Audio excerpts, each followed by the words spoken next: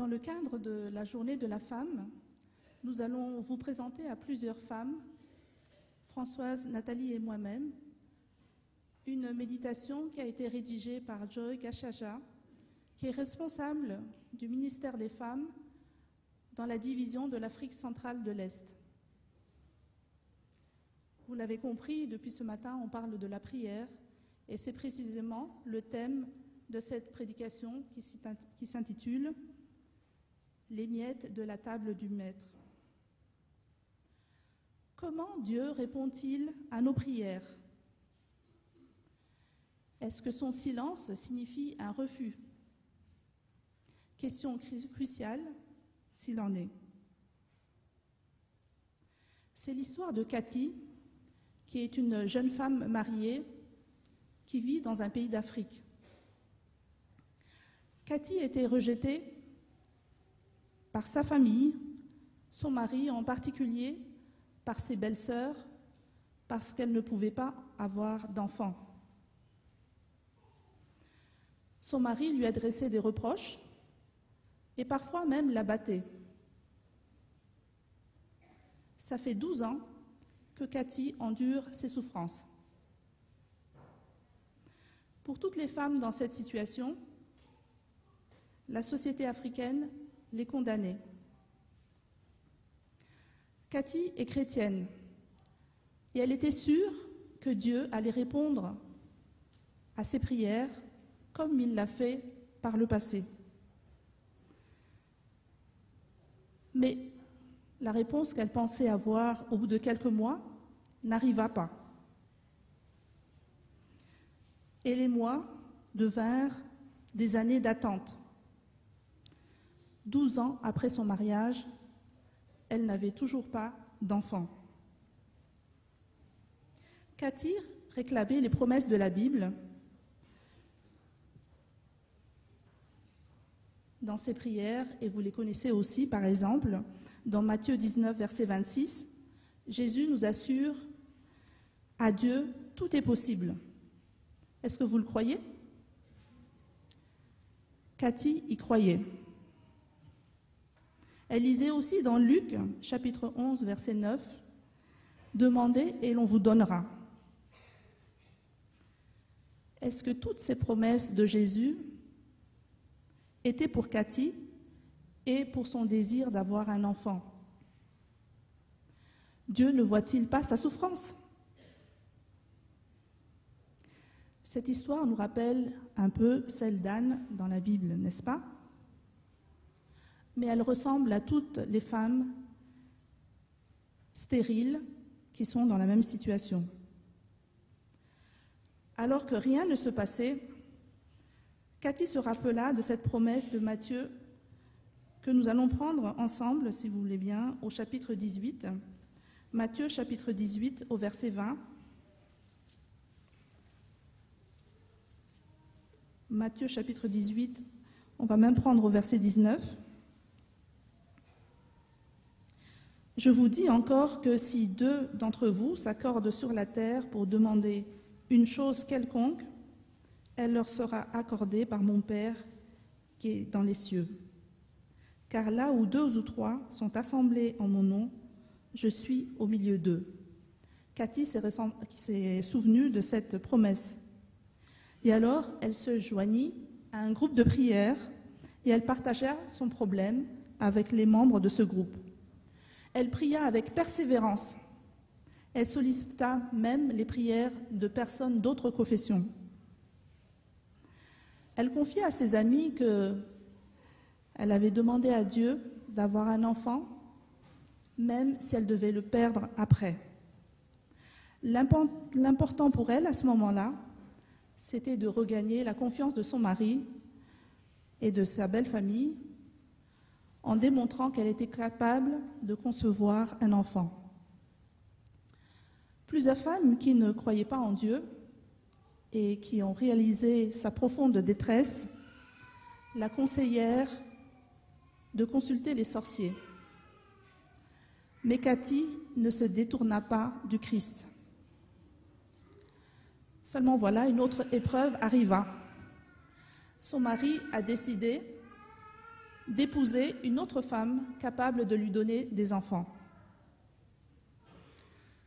Cathy resta calme et ne se rebella pas.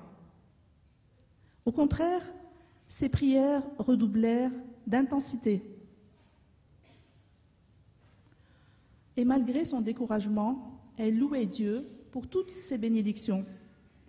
Et à sa grande surprise, souvenez-vous, ça fait déjà 12 ans, 2 mois avant le mariage de son mari avec une autre femme, Cathy tomba enceinte et donna lieu à la naissance d'un fils en février 2008. Et aujourd'hui, elle a déjà un deuxième enfant. Alors, qu'est-ce qui s'est passé? Le mariage fut annulé. Et cette histoire nous montre que Dieu répond toujours aux prières, autant qu'il juge convenable. Cathy n'a jamais considéré le silence de Dieu ou son délai comme un refus. Au contraire, elle intensifia ses prières jour après jour. Plus la situation s'empirait, plus elle s'approchait de Dieu par la prière. Nous allons maintenant écouter la suite de la méditation avec Françoise.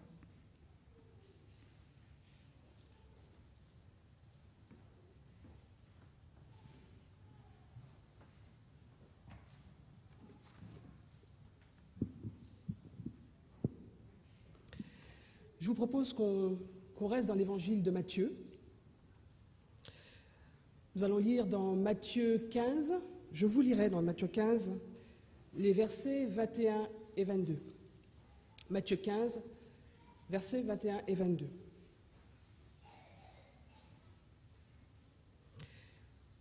Jésus étant parti de là, se retira dans le territoire de Tyr et de Sidon.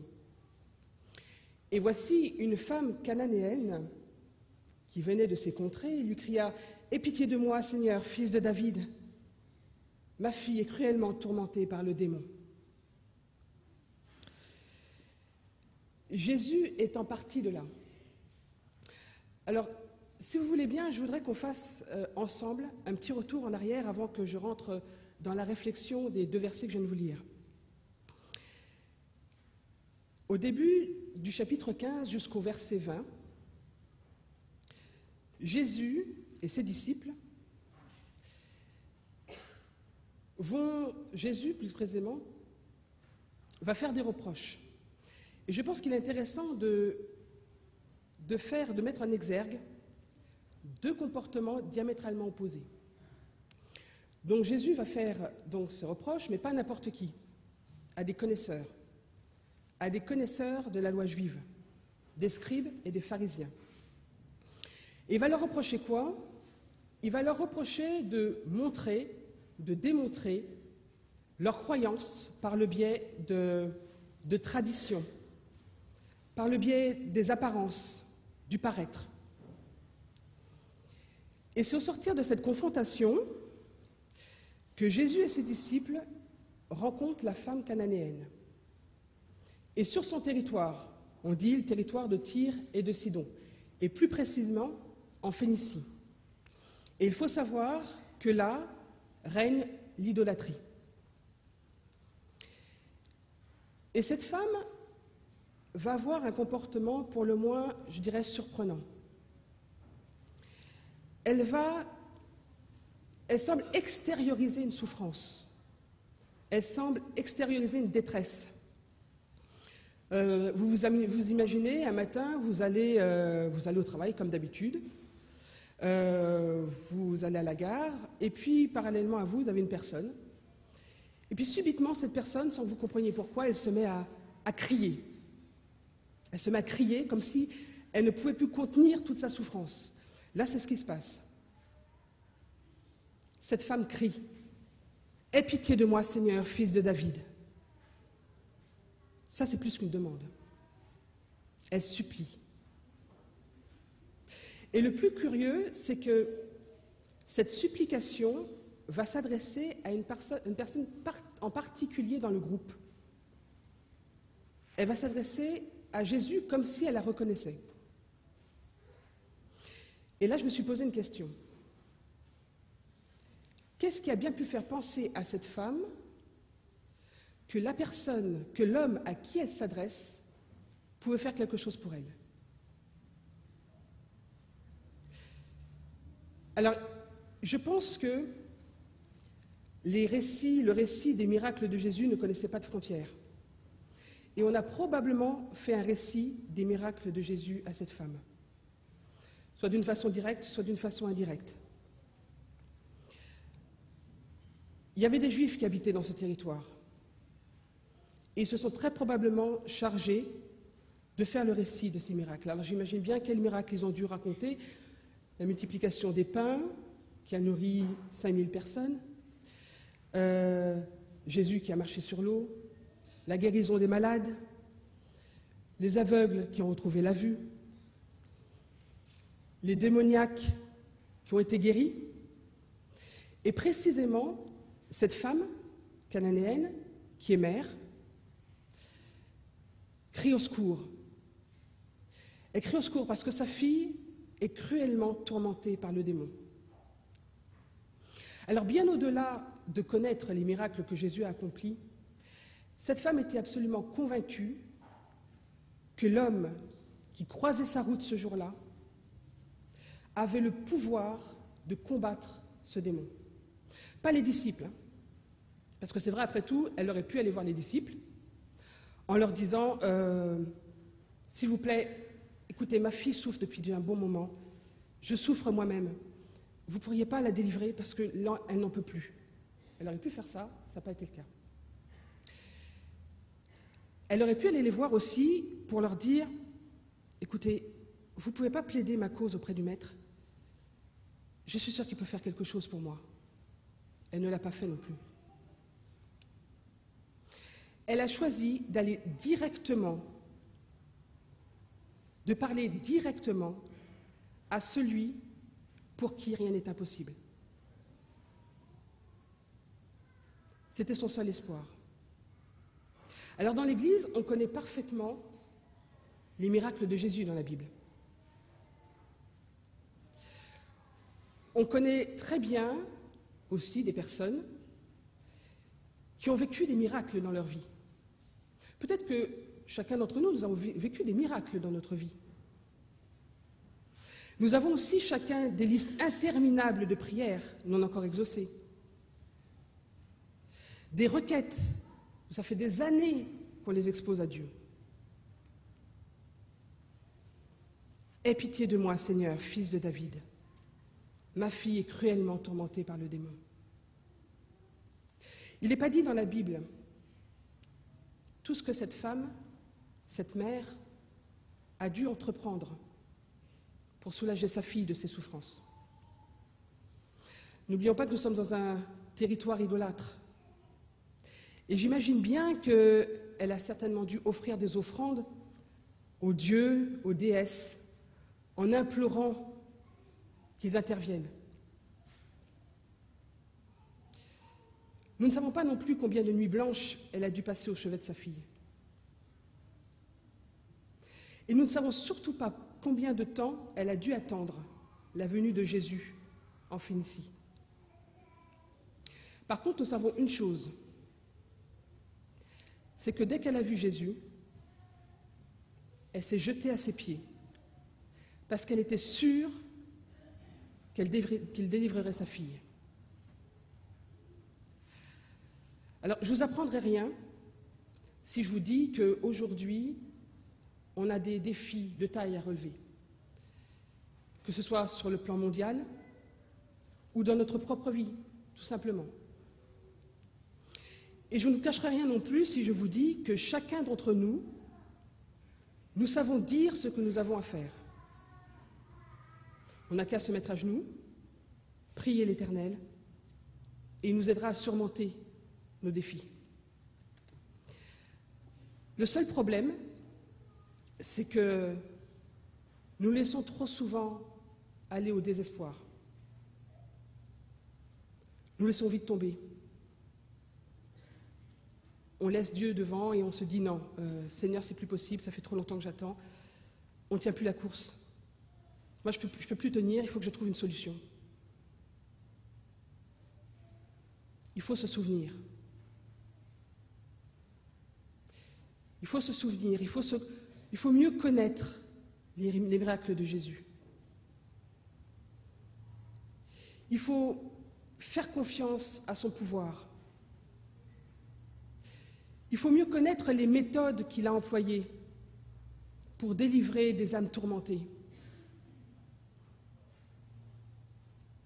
Je me rappelle d'un verset dans 1 Samuel 16, verset 7, qui dit « L'homme regarde à ce qui frappe les yeux, mais l'Éternel regarde au cœur. » Si cette femme cananéenne avait regardé simplement à ce qui frappait son regard, je pense qu'elle aurait fini sa vie dans le désespoir.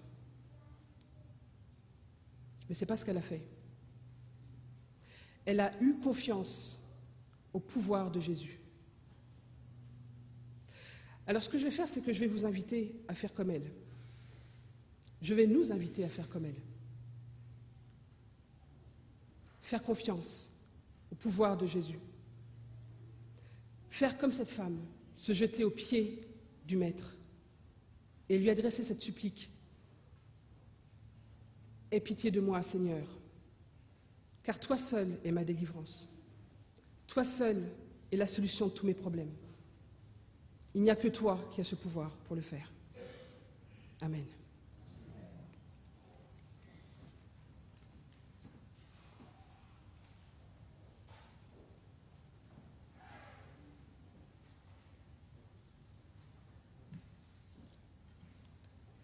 Je vous invite à prendre Matthieu 15 à partir du verset 23 jusqu'au verset 28. Il ne lui répondit pas un mot. Et ses disciples s'approchèrent et lui dirent avec instance, « Renvoie-la, car elle crie derrière nous. » Il répondit, « Je n'ai été envoyé qu'aux brebis perdues de la maison d'Israël. » Mais elle vint se prosterner devant lui, disant, « Seigneur, secours-moi. » Il répondit, « Il n'est pas bien de prendre le pain des enfants et de le jeter aux chiens. » « Oui, Seigneur, dit-elle, mais les petits chiens mangent les miettes qui tombent de la table de leur maître. » Alors Jésus lui dit, « Femme, ta foi est grande, qu'il te soit fait comme tu veux. » Et à l'heure même, sa fille fut guérie.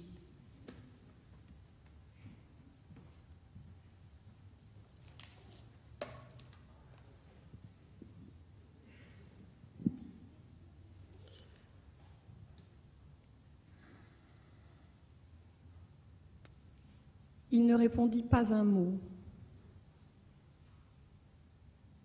Le silence de Dieu. Je vous invite ce matin à entrer dans le silence de Dieu. Est-ce que tu me connais? Est-ce que mon silence veut dire quelque chose pour toi? Est-ce que ce silence va provoquer une réaction? Pourtant, Dieu a sûrement envoyé Jésus à cet endroit-là pour cette femme-là, ce jour-là. Ellen White dit que même lorsqu'un de nos enfants a la fièvre, Jésus ressent cette même fièvre. Nous n'imaginons pas la relation, le lien qu'il y a entre Jésus et chacun d'entre nous. Devant la souffrance, il vaut mieux se taire.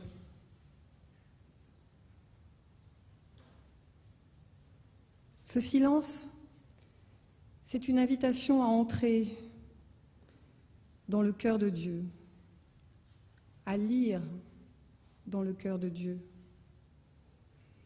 En Genèse 22, Abraham, Isaac, le mont Morija, 3 jours de marche, 3 jours de silence. Abraham vit la croix. Le silence du Père, c'est la souffrance de Dieu. Son cœur se déchire, se brise. Il ne comprend pas. Il n'accepte pas. Mais comment faire autrement que de rester silencieux? Abraham pénètre dans le cœur de Dieu. Il participe à la souffrance de Dieu. Mais ça, c'est pour les intimes. En Jean 1, verset 10, il est venu dans le monde, mais le monde ne l'a pas connu. Il est venu chez les siens et les siens ne l'ont point reçu. 33 ans dans le monde, sur cette terre, et personne ne l'a reconnu. 6 heures, le silence à la croix, Golgotha. Invitation à rentrer dans le cœur de Dieu, dans la souffrance de Dieu. Enfin, Sophonie 3, verset 17. L'Éternel, ton Dieu, est au milieu de toi comme un héros qui sauve. Il fera de toi sa plus grande joie, il gardera le silence dans son amour. Il aura pour toi des transports d'allégresse. Il faut passer par le rouleau compresseur de la souffrance en vue de la joie des retrouvailles. C'est toi ma joie, nous dit le Seigneur ce matin. La grande détresse, le temps de la révélation des fils de Dieu, contemplation de l'œuvre de Dieu, les noces. Le silence de Dieu à la croix, le silence de Dieu à la fin des temps, silence de respect, silence de pudeur, silence d'incompréhension. Jésus voit à quel point les êtres humains sont durs, indifférents les uns à l'égard des autres. On le voit dans cette histoire, les disciples, fais la terre, chasse-la, donne-lui ce qu'elle réclame.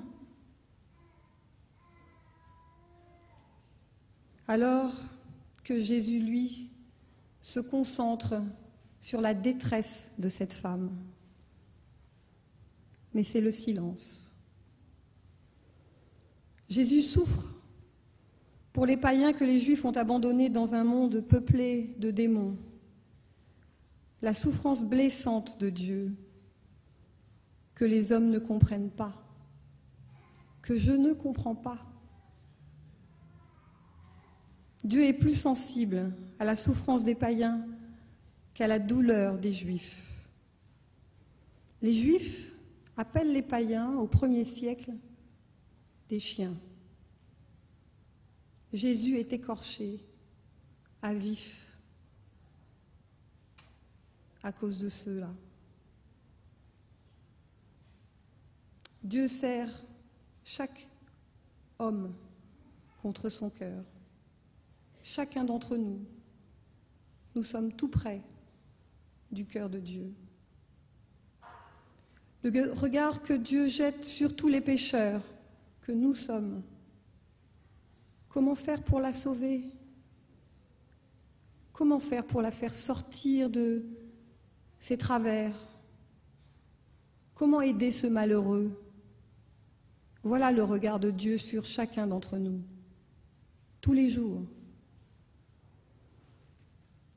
Alors cette femme, aie pitié de moi, sauve-moi Seigneur, sauve-moi. Le cœur de cette femme se trouve devant le mur de notre égoïsme. Jésus est triste de voir comment on traite l'autre. Mais les êtres humains ne sont pas des chiens. Ce n'était pas ça le plan de Dieu, de nous voir réduits à l'état d'animaux. Le silence de Dieu, c'est de la pudeur face à la détresse de cette femme. On pourrait même dire de la galanterie. Regardez cette femme, regardez-la à travers les yeux de Jésus. Comment est-ce qu'il la voit? Qu'est-ce qu'il ressent? Et ce verset 27, mais les petits chiens mangent les miettes qui tombent de la table du maître. Jusqu'où est-elle capable d'aller? Je suis prête à être un mendiant de toi, Seigneur, ce matin, à me contenter des miettes qui tombent de la table du Maître. Alors le cœur de Jésus explose. Il explose devant ce témoignage d'humilité, ce témoignage d'accepter. Je ne suis rien, Seigneur, rien devant toi. Je me contenterai bien de ces quelques miettes que tu voudras bien laisser tomber de la table du Maître. Émotion du Christ, cette femme assume d'être un petit rien, un petit chien. Mais Jésus est venu pour lui donner la plénitude de la divinité. Et il rencontre des hommes d'église, des hommes qui veulent partager, qui veulent rationner, qui veulent diriger.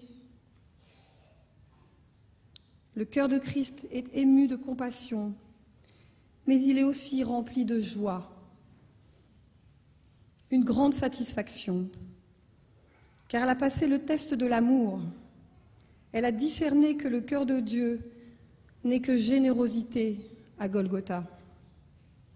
D'accord, Seigneur, nous ne sommes que des petits chiens, mais est-ce qu'on n'a pas droit à un petit peu de cœur? Femme, ta foi est grande. C'est là tout le plan de la rédemption, la justification par la foi. Parce que vous connaissez tous ce verset, Jean 3,16, « Car Dieu a tant aimé le monde qu'il a donné son Fils unique afin que quiconque, même les petits chiens, croient en lui et ne périssent point, mais qu'il ait la vie éternelle. » Jésus a quitté le ciel pour cette femme? Non, je répète, excusez-moi.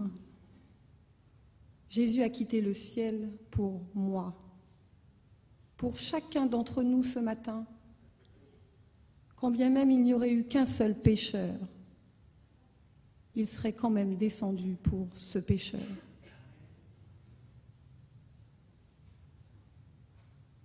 La foi capte l'amour. Il n'y a pas de véritable foi tant qu'on n'a pas contemplé l'amour. Jésus n'arrive pas à tromper cette femme. Elle devine, elle discerne, elle lit dans son cœur, elle lit dans son regard, elle lit dans ses pensées. Elle discerne le test de l'amour. Il ne peut pas lui cacher son amour. Les intimes discernent tout. Tu as bien passé le test. Tu as bien discerné, là, dans mon silence. Tu as vu un cœur peiné, un cœur qui pleure, un cœur qui souffre à l'égard des humains. Ta foi est grande. Tu as perçu que je t'aimais. La foi qui trouve son énergie dans l'agapé, qui se donne et qui purifie l'âme de ses idoles. Femme, ta foi est grande. L'amour que tu as discerné t'a guéri et a guéri ta fille. Cet amour a produit en moi la foi. Je crois que je compte aussi pour Jésus aujourd'hui. Cet amour a produit en toi la force de résister. On appelle cela la foi. Alors, nous tous qui sommes là ce matin, ce texte nous invite à nous jeter aux pieds de Jésus et à lui demander de nous libérer, de détacher tout ce qui nous empêche encore de pouvoir avancer, marcher avec lui. Il y a sûrement encore des démons dans nos vies Oh, ce mot fait peur, mais plein de choses qui nous empêchent d'avancer. La gourmandise, l'égoïsme, la convoitise, l'orgueil, l'alcool, l'adultère, le vol, le mensonge, les tricheries. Mais est-ce que notre Dieu ne peut pas nous libérer de tout ?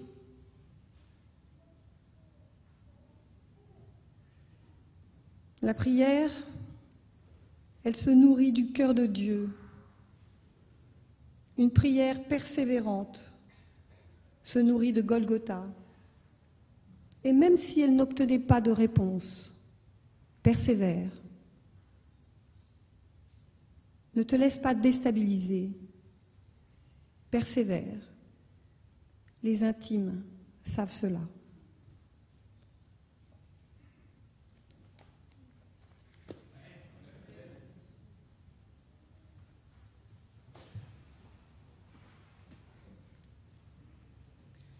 Le silence de Dieu n'est pas un refus.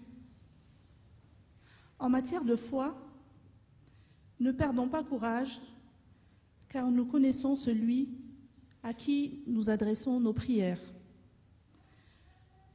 Nous ne devrons jamais perdre courage, perdre espoir, mais devons continuer à faire de notre mieux, laissant Dieu s'occuper du reste. Comme Cathy, nous devons croire qu'il répond en son temps. Dieu n'est jamais ni en avance, ni en retard. Dieu est à l'heure. Il était à l'heure pour Cathy, comme pour Anne et comme pour cette femme cananéenne. Nous pouvons être assurés que Dieu sera à l'heure aussi pour nous aujourd'hui. Nous ne devons pas penser que le silence de Dieu est un refus, est un non, mais il peut s'agir d'une mise à l'épreuve de notre foi. C'est peut-être aussi une leçon pour notre voisin, ou alors une protection contre un danger invisible. Vous avez certainement fait l'expérience de cela. Bien après coup, bien longtemps après, on s'aperçoit effectivement que Dieu était là, même dans les épreuves. Il est possible également que nos désirs ne soient pas en harmonie avec sa volonté. Quand nous rencontrons des difficultés, des défis, des problèmes, même si nous prions, même si nous pleurons pour que Dieu intervienne, nous devons rester humbles et nous focaliser sur Jésus. Notre humilité interpellera plus Dieu que notre colère ou notre découragement. Peu importe la difficulté de la situation, la durée du silence de Dieu, nous pouvons avoir l'assurance que Dieu est toujours de notre côté. Vous connaissez tous ce verset de Romains 8, verset 28. Nous savons du reste que toute chose concourt au bien de ceux qui aiment Dieu et de ceux qui sont appelés selon son dessein. Dans le cas de la femme cananéenne, pourquoi est-ce que Jésus ne répond pas ? Ou plutôt, pourquoi est-ce qu'il répond d'une façon aussi insultante ? La Bible est claire à ce sujet et Paul nous dit dans 1 Corinthiens chapitre 10, verset 13, « Dieu est fidèle, il ne permettra pas que vous soyez tentés au-delà de vos forces, mais avec la tentation, il préparera aussi le moyen d'en sortir, afin que vous puissiez la supporter. » C'est formidable, n'est-ce pas ? Jésus savait que la foi de cette femme cananéenne permettait d'endurer le test. Sinon, il ne l'aurait pas ainsi mise à l'épreuve. Notre relation avec Dieu et ses plans pour ses enfants sont explicités clairement dans Jérémie chapitre 29, versets 11 à 12.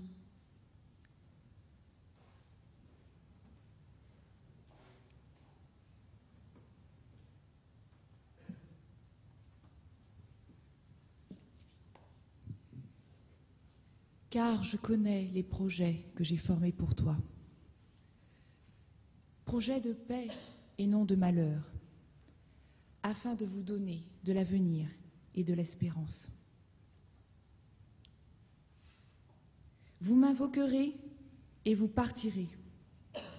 Vous me prierez et je vous exaucerai. Vous me chercherez et vous me trouverez.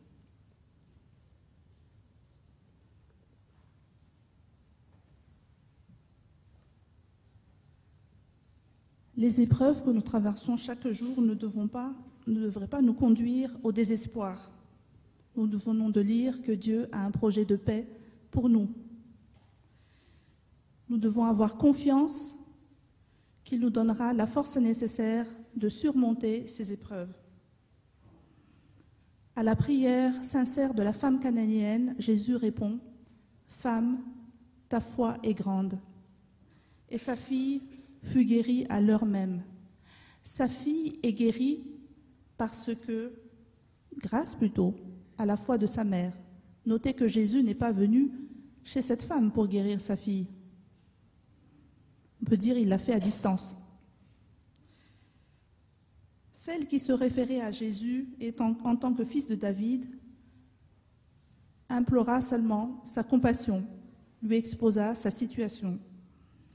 Elle avait une totale confiance que Jésus allait pouvoir guérir sa fille. Bien que Jésus ne répondit pas, elle persévéra jusqu'à la fin. Alors en conclusion, je dirais que la situation de Cathy n'était pas ordinaire, ni celle de la femme cananéenne. Mais toutes deux savaient que rien n'est impossible à Dieu. L'humilité et la foi de ces femmes les ont conduites à la victoire. La femme cananéenne assista à la guérison miraculeuse de sa fille possédée du démon. Votre situation, quelle qu'elle soit, aussi désespérée qu'elle soit, vous devez savoir que celui qui restaure la vie, c'est Dieu lui-même. C'est lui qui donne l'espoir. Donc venons à lui avec foi et il s'occupera de vous donner la solution. Un auteur, Samuel Chadwick, a écrit ces belles paroles. Il n'y a de plus grand pouvoir que la prière fervente. Abraham intercédant pour Sodome, Jacob luttant toute la nuit, Anne accablée de douleur, David le cœur brisé par le remords et la peine, Jésus en sueur et en sang. Considérant votre expérience et vos observations personnelles, vous pouvez plutôt conclure que la prière est la plus efficace. Elle procure le feu, elle procure la pluie, elle procure la vie, elle procure Dieu. Je vous laisse avec un dernier verset qui se trouve dans 1 Jean 5, verset 14, qui a été lu tout à l'heure. Nous avons auprès de lui cette assurance que si nous demandons quelque chose selon sa volonté, il nous écoute. Alors ma prière pour chacun d'entre nous ce matin, c'est de persévérer dans les prières, persévérer dans la confiance au fait que Dieu veut toujours le meilleur pour nous. Nous vivons dans un monde fait de souffrance, de frustration, de désespoir. Mais la vie que Dieu nous prépare est ailleurs.